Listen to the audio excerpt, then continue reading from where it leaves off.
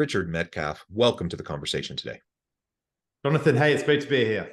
It is great to be with you. I believe we had a nice conversation a couple years ago. It's been a while. Great to have you back on. Great to continue the dialogue. Where are you joining us from today? I'm joining you from Paris, just outside of Paris in France. So you can tell by my accent, I'm not born French, but I have adopted the country over the last 20 years. Wonderful. And I love France. I love visiting any chance I get. It's been a while. I think the last time was pre-pandemic. But so I need to get back. But wonderful. And I know it's a Friday evening for you. Thank you for taking the time to have this conversation. We're going to be talking about Richard's book, Making Time for Strategy. And as we get started, I wanted to share Richard's bio with everybody. Richard Medcalf describes himself as what you get if you were to put McKinsey consultant, a slightly unorthodox pastor, and an entrepreneur into a blender. I love that. He is the founder of X Quadrant and a trusted advisor to exceptional CEOs and entrepreneurs and their leadership teams. Richard, anything you would like to highlight from your own background before we dive on in and talk about your book? Just one thing, perhaps, which is really why I do what I do, which is really important to me. And it's probably become really more important than when we last spoke. Mm-hmm. I realize that what I'm really serious about is helping these top leaders that you just mentioned create extraordinary impact, make a positive difference in the world. And the reason for that is, you might be able to see it in the background here on the video, but my sister, Georgina, was mentally disabled. I had this high-flying career and she needed 24-hour care. She couldn't speak and she passed away relatively early in life. And so for me, that dichotomy has always been huge. I feel that if world's top business leaders don't change the world, then who will? And so I think when I wrote the book, it was one half of the equation. So what I'm all about is helping these leaders create bigger and more positive impact than they can possibly imagine. And what I find is there are two dimensions on this, Jonathan, one of which is being what I call being magnetic, which is like attracting people to us, having powerful conversations, resonating with purpose, being somebody who stands for something, who's on fire. And the other part is what I call being strategic, which is this exponential thinking, which is about putting our attention on the things that matter. And I think it's those two things together is the work that I do with CEOs and entrepreneurs and some of their team. And so the book really is focusing on that strategic part. But I want to just share the bigger context, because for me, it's not just about, hey, how do I just, carve a few more hours out of my day? It's actually important because it's about impact. Yeah, I think that's wonderful. A great way to frame up the start of this conversation. Impact is what it's all about. I think every leader wants to have impact, wants to maximize their influence and the ability to make a difference in their team, in their organization, and in the world. And we usually don't know how to do that. We're kind of running around like chickens with our heads cut off, just trying to put out fires and just keep things afloat. And, getting to bigger conversations around strategy and impact are the types of things that not every leader gets to. And so, if you want to increase your impact and really start to make a difference, one of the best things you can do is start to, prioritize your time in such a way that you can put the time in to spend on the strategy and the deep thinking and the things that need to happen in order for you to get to the point where you can have that impact. Exactly. Yeah. Well, wonderful. Let's start by just, if you can share with us a little bit about kind of the origins of this book, why this book, why now, why focus on strategy, and the title of the book, Making Time for Strategy. Why that title? Yeah, absolutely. Well, the reason for writing the book is that I realized that is a problem that all my clients have, and most every senior leader has this problem of time. I was talking with a chief executive just 2 days ago, and they were sharing with me the familiar story. Actually, I'm so caught up in the day-to-day, it always feels the whole organization is firefighting. I feel I'm operating one level below where I need to operate. It feels like my team is operating, everybody is operating one level below where they need to be. And as a result, they're overwhelmed. Yeah. And they feel guilty about even giving more to their own teams because they know that they're all busy too. And where do I find the time to really work on those game-changing things that I know is going to make the difference? I've had so many of my clients, when they first start, have this issue. They're like, well, I want to go and make a bigger impact. I want to think in multiplication, not addition. But how can I go and do that next level stuff when I've got all this other stuff on my plate? And I realized that most people turn to productivity as the answer. They turn to, you know what, I just need to get more efficient and more productive. But the problem is that that doesn't actually deal with what I call the infinity of things that come our way. Let's face it, we got infinite emails, infinite social media, conversations to have, infinite content, books, podcasts, blogs, streaming, whatever, you name it. It's all coming at us and we can't get through it. Every email we send, we get 2 back. Every Slack message we send, we create a whole conversation. So it never stops. And I think leaders, especially as they rise up and they get more and more responsibility and their sphere of influence expands, that even piles on even more. And so the techniques that used to work, perhaps for them, they probably don't work anyway in our current society, current age. But also, they're also at a bigger, more responsible role than ever before with a wider circle of influence. So that's why I wrote it, because I realized that the typical productivity tips weren't enough to break through. Yeah, and the more success you find, the more that gets put on your plate. And you know, people want to work with successful people, so the more people ask of you, and like all the things you said, it's just really hard if we just live in a world where we think, okay, I can just like squeeze more productivity out of you know, this limited well, you know, doing these tricks, you know, that just doesn't work. And so I'm really excited to hear more about how you approach this strategy piece, given this reality that so many people find themselves in as they're going through their day-to-day. Yeah, so when we have what I call the infinity trap, because it's a trap because we try to work faster and faster to get through it all, and we actually get more and more tunnel vision. We feel it's focused, but actually we're not seeing the opportunities. We're being productive perhaps, but not creative. And we're therefore finding those breakthrough moments. So within our own little frame of reference, we're adding value, we're kind of making things happen, we're making progress, but it's actually very incremental because of this tunnel vision, and that's the infinity trap. And so what's the solution? Well, the solution fundamentally is we do have to create time, okay, to do that. But how do we do that, right? Because it feels almost impossible at some points, like it just can't make it happen. Well, you asked about the title of the book and why it's making time for strategy. So when I talk about strategy, first of all, I don't necessarily mean corporate strategy. If you're a CEO or entrepreneur, as many of my clients are, that will be part of it. But for me, it's really the strategic, right? Which means the thing that's going to move the needle for you, the thing that's going to make the difference. It's the filter, making time for the thing that really matters. And time is an acronym. In fact, I was super happy when I actually realized that my approach fitted into the letter time. But there are 4 things that spell the word time that you need to address. And the issue is that if you address the wrong one, you don't remove the barrier. So if you work on productivity and that's not your big issue, or you work on your workflows and that's not the issue, then you're still going to be overwhelmed. So these 4 areas, and I've even got a diagnostic little quiz on the website I can tell you about, which actually helps you identify which of the 4 areas you need to work on, and you can literally just jump into the book right in that section and work on that. So I try to design the book to be a book for busy people, so that you don't have to read it from all the way through. You can just jump in and work on what you need to. Or you can work it through systematically as well. So the 4 areas, there's the T is for tactics. Sometimes we do actually need workflow, better workflows. We do actually need a tactical plan to free up our time. Especially, I call it like a crash plan. Imagine that we are a business, right? Businesses, imagine you have a business that has 0 margin, 0 profitability. It's just stumbling along. Some months it makes a bit of money, some months it doesn't have quite enough money.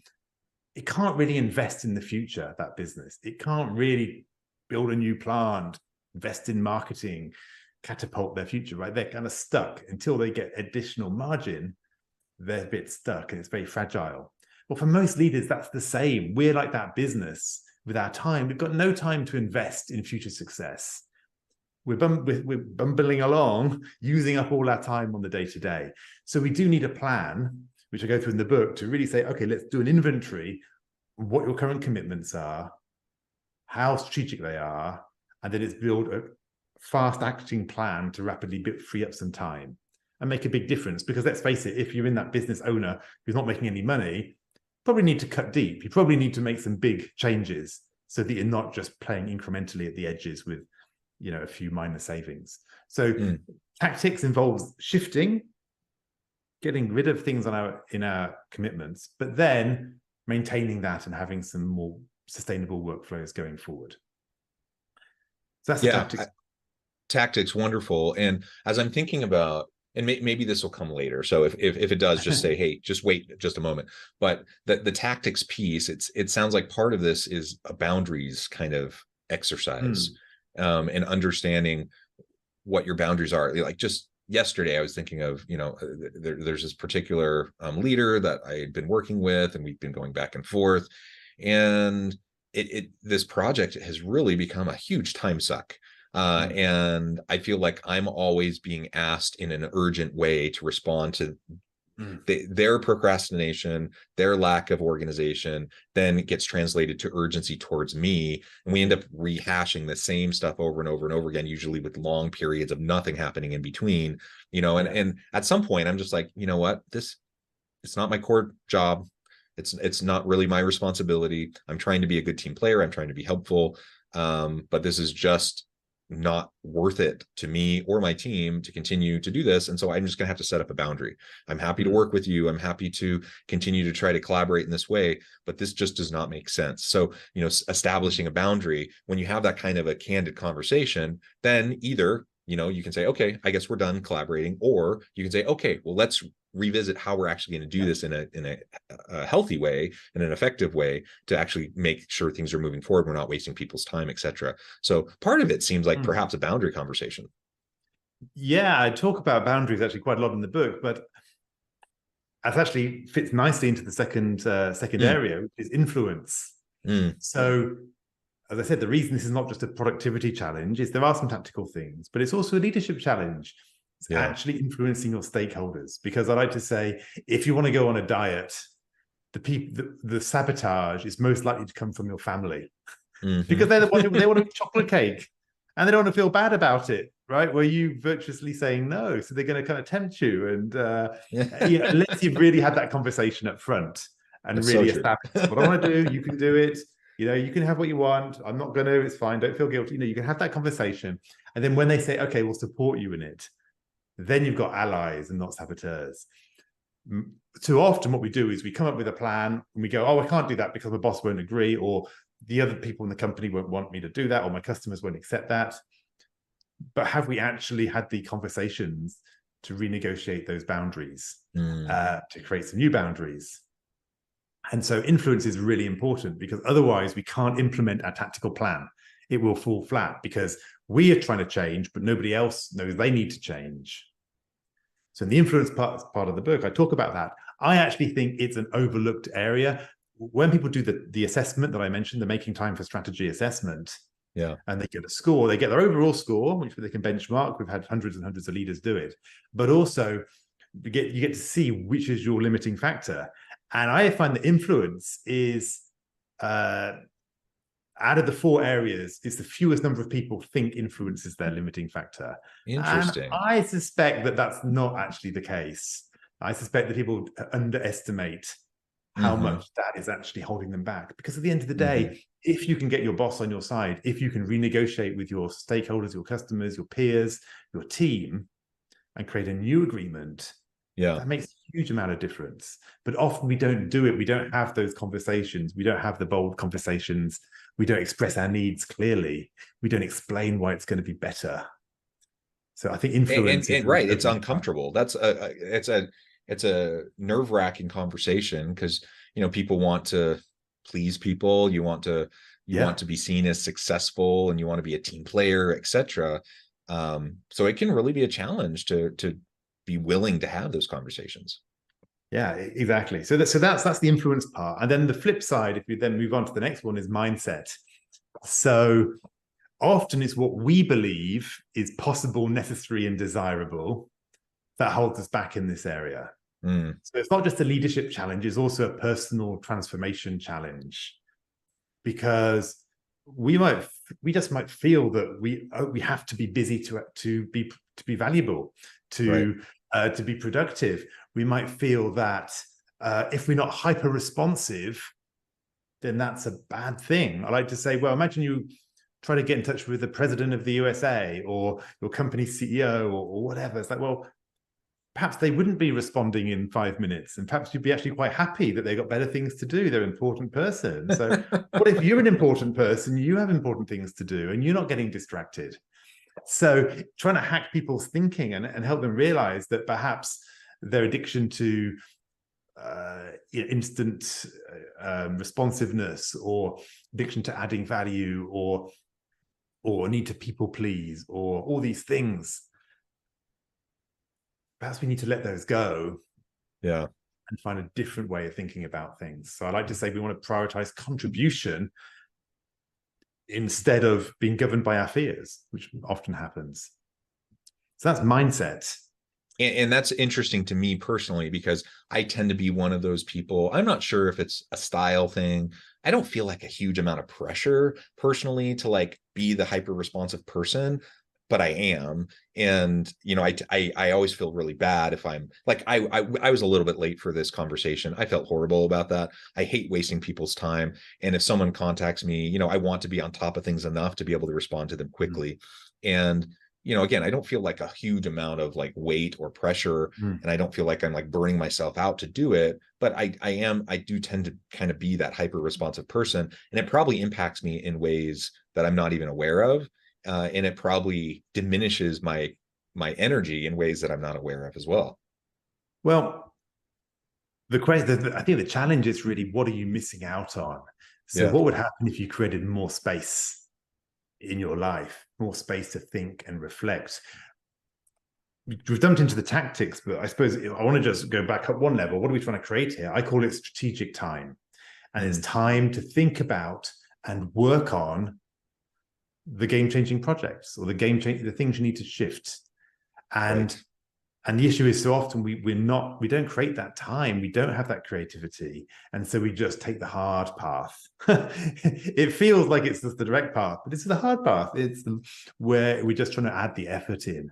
And so when we are hyper responsive, it's fine. But then that means that probably our day is taken up by noise. We don't have just time to reflect. When I run a CEO group of some of the world's most amazing leaders. So from billion-dollar companies to startup founders to different sorts of leaders. And we go away for a couple of days. Next time we're going to Iceland in a couple of months. We were in Paris 4 months before. And just those 2 days out of their business, where they get just a step back and think, it's such a game changer for them. Yeah. And it's just, we don't often give ourselves that gift. And I like to say that it's really important to know what you need to be working on, because you can't free up time from operations. You have to free up time for something more valuable. Otherwise, it just crowds back in. So it's really important to spend some time getting clear about, what do I want to spend my time doing? What would make a big difference? So that's mindset. And you can see that we're always limited by our own thinking about things.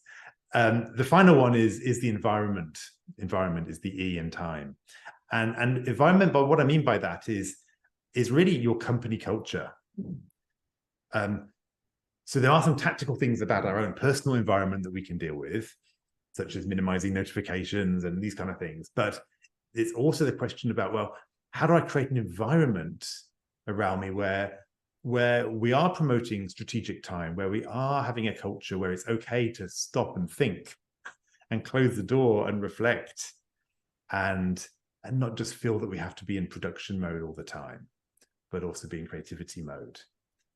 And that's often a really big challenge for leaders, because it's not just about their own personal productivity. If they can sort that out and the rest of the organization is completely overwhelmed, well, then what?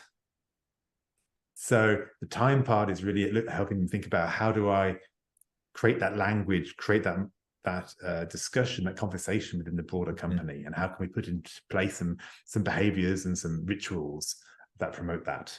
So that, if you like, is the kind of the overall, the big picture. Yeah. Excellent. And I think that's why I think so the book came out of the work I've been doing with leaders on these areas. I realized I'm getting results for these people. That, you know, did a group program. There was a mid-level manager. He got promotion. You know, he was overloaded. He created 30% of his week. He realized he was able to delegate and get rid of. He had all this free time. Went to his manager and you know, he rose up a level because it's like, oh great, well you can take this responsibility now. You can take that responsibility. Same with CEO clients where they finally managed to drive their next initiative. So I found it was so powerful. And it was when I realized it's this kind of more of this coaching approach around dealing with the leadership issues, dealing with the personal mindset issues, dealing with the kind of organizational dynamics issues. It's those things that make the difference, and not just adding a new filter to your Gmail or a better to-do list application.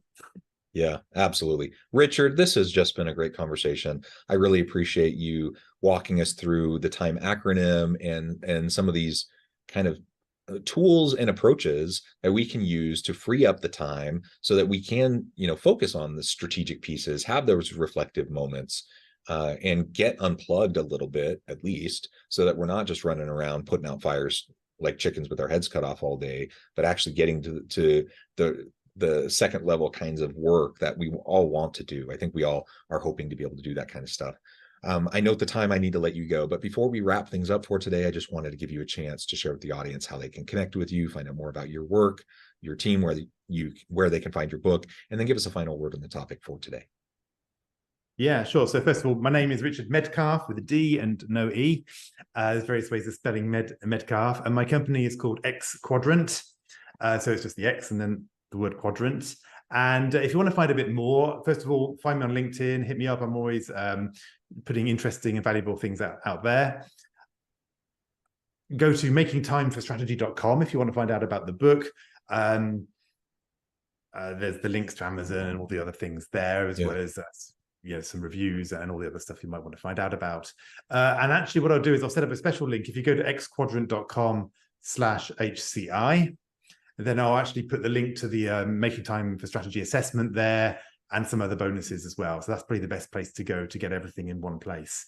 So xquadrant.com/HCI. And yeah, and if anybody gets the book and finds it interesting, feel free to reach out and strike up a conversation. I'm always very happy to engage with people and have that two-way dialogue. It's fantastic. Wonderful. Thank you so much, Richard. Again, a real pleasure. I encourage the audience to reach out and get connected. And as always, I hope everyone can stay healthy and safe, that you can find meaning and purpose at work each and every day.